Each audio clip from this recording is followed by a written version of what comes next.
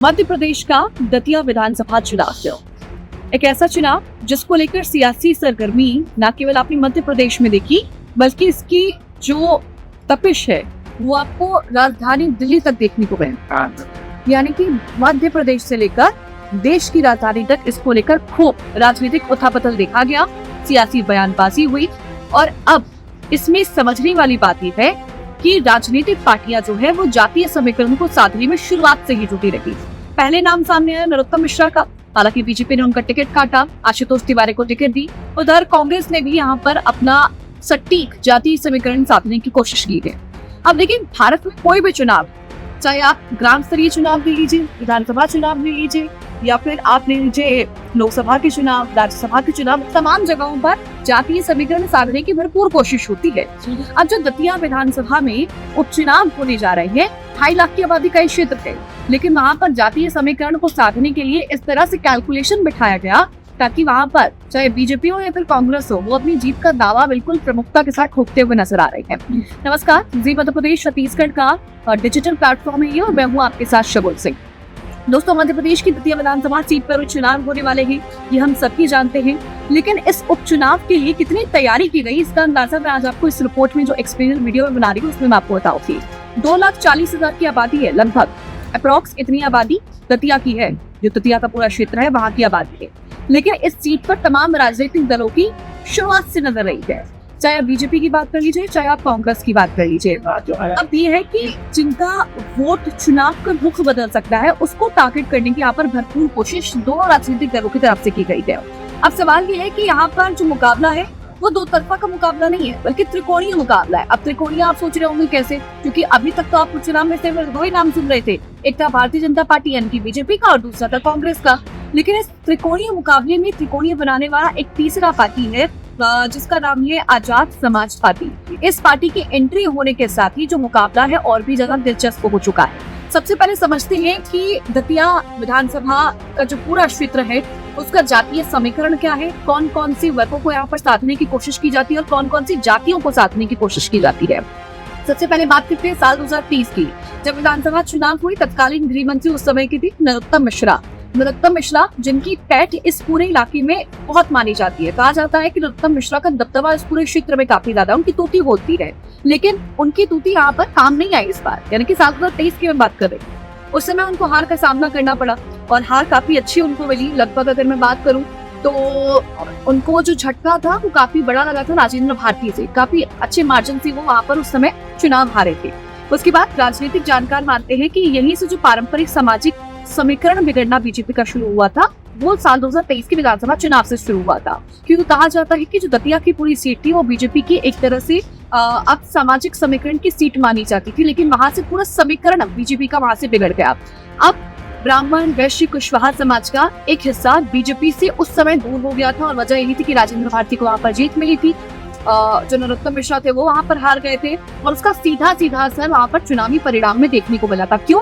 क्योंकि वहां पर जो ब्राह्मण थे, वैश्य जाति के थे और जो कुशवाहा समाज के लोग थे, उनका एक डिस्टेंस भारतीय जनता पार्टी से काफी ज्यादा बन चुका था। अब इसी अनुभव को देखते हुए नरोत्तम मिश्रा को इस बार थोड़ा अलग रखा गया चुनाव से और दिया गया कमान आशुतोष तिवारी। अब अलग अलग फॉर्मूलाज को यहाँ पर बिठाने की कोशिश की जाए ताकि समाज को यहाँ पर एकजुट किया जा सके। चूंकि नरोत्तम मिश्रा को जब वहाँ पर चुनावी मैदान में उतारा गया था तब ये देखा गया था कि तीनों समाज भारतीय जनता पार्टी से दूर हो गए थे, तो इसलिए इस बार आशुतोष तिवारी के ऊपर यहाँ पर एक तरह से ट्रस्ट करने की कोशिश भारतीय जनता पार्टी की तरफ से की गई है। अब कांग्रेस ने अपनी उम्मीदवार का फैसला कर दिया है, तो वहाँ पर भी जो पूरा कैलकुलेशन है वो देखने को मिल रहा है। अब देखिए, एग्जैक्ट समझते हैं गणित क्या है इसका। तो देखिए, अनुमानित आंकड़े जो है वो ये हैं कि दतिया में जो जातीय वोट बैंक का एक सबसे बड़ा हिस्सा है वो है ब्राह्मण मतदाता। वहाँ पर 33 से 35,000 और जो ब्राह्मण मतदाता है उसका आंकड़ा बताया जाता है और बीजेपी के पारंपरिक वोट बैंक के तौर पर देखे जाते हैं। उसके अलावा जो अनुसूचित जाति की मतदाताओं की संख्या है वो लगभग 58 से 60,000 के बीच में वहां पर मानी जाती है और अकेले जाटव और अहिरवार समाज के 33 से 40,000 मतदाता वहां पर है, जिसका जो झुकाव है वो आमतौर पर कांग्रेस की तरफ पर देखा जाता है। कुशवाहा समाज की अगर मैं बात करूं तो 28 से 30,000 मतदाता कुशवाहा समाज के वहां पर है और पिछले चुनाव में इसी कुशवाहा समाज की जो नाराजगी थी वो बीजेपी से देखी गई थी। उसके बाद से पूरा जो चुनावी आंकड़ा था वो यहाँ पर बदल गया था। यादव समाज 14 से 18,000 के बीच में माने जाते हैं और इस बार जो आजाद समाज पार्टी है वो इन्हीं वोटों पर, यानी कि जो यादव समाज है वो उन्हीं वोटों पर सेंध मारने की कोशिश कर सकता है, इसलिए मुकाबला पूरा त्रिकोणीय हो चुका है।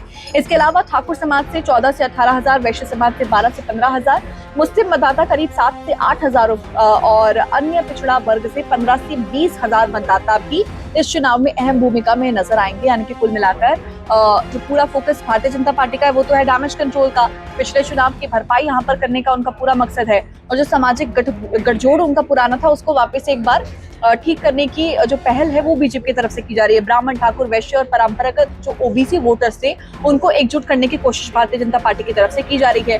कुशवाहा समाज की जो नाराजगी है उसको दूर करने की तरफ से कोशिश भारतीय जनता पार्टी की तरफ से हुई, ताकि जो पिछली बार जो उनका वोट वहां से छिटा वो वापस आ सके। और इसके लिए यहाँ पर एक स्टेप लिया गया था, वो ये था जिला अध्यक्ष के रूप में रघुवीर कुशवाहा की नियुक्ति हुई थी, और इसी रणनीति के तहत हुआ था ताकि कुशवाहा समाज को एकजुट वापस से किया जा सके और जो भारतीय जनता पार्टी की पारंपरिक वोट बैंक माना जाता था उसको वापस से भारतीय जनता पार्टी अपने खेमे में लेकर आए, जो पिछली बार कांग्रेस पार्टी के खेमे में चली गई थी, जो अनुमानित आंकड़ों के अनुसार कहा गया था। अब कांग्रेस की सबसे बड़ी चुनौती यहाँ पर यह है कि पारंपरिक जो अनुसूचित जाति और मुस्लिम वोट बैंक है उसको एकजुट रखना, ये कांग्रेस के सामने सबसे बड़ी मुश्किलात के तौर पर देखा जा सकता है। वही पिछड़ा वर्ग के प्रभावशील चेहरों के जरिए चुनावी माहौल को एक बार फिर से साधने की कोशिश यहाँ पर जरूर हो सकती है। फिलहाल नामांकन की प्रक्रिया हो चुकी है और जो उपचुनाव का जो पूरा पारा है वो बढ़ता हुआ नजर आ रहा है। सबसे पहले तो भारतीय जनता पार्टी का हुआ, नरोत्तम मिश्रा, एक तरह से सोशल मीडिया पर इसको लेकर जोक भी बहुत ट्रेंड हो रहा था। दूल्हा डिसाइड हो चुका था, खाना भी तैयार हो चुका था, वो घोड़ी पर भी सवार हो चुका था, लेकिन शादी उनकी नहीं हो पाई। तो ये कुछ इस तरह के जोक जरूर वायरल हो रहे थे, लेकिन इसमें यहाँ पर भारतीय जनता पार्टी ने जरूर अपना राजनीतिक समीकरण साधने की कोशिश की, जातीय समीकरण साधने की कोशिश की, और नरोत्तम मिश्रा ने इसको लेकर अपनी प्रतिक्रिया भी दी। उन्होंने कहा कि मैं तो साथ में हूँ भारतीय जनता पार्टी के, मैं कोई नाराज नहीं हूँ, मैं कोई खफा नहीं हूँ।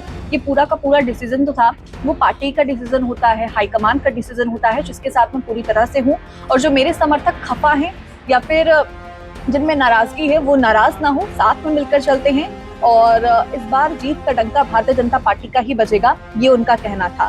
फिलहाल जब उपचुनाव होंगे, उपचुनाव के बाद नतीजे आएंगे तो तस्वीर क्लियर हो पाएगी कि आखिरकार इस बार दतिया में जो चुनाव हो रहे हैं, जो उपचुनाव हो रहे हैं, क्या 2023 का ही यहाँ पर जो आंकड़ा है वो नजर आएगा, उसी का रिजल्ट नजर आएगा, या फिर इस बार जो तस्वीर है वो थोड़ी बदल सकती है। आपको क्या लगता है मुझे कमेंट सेक्शन में जरूर बताइएगा। नमस्कार।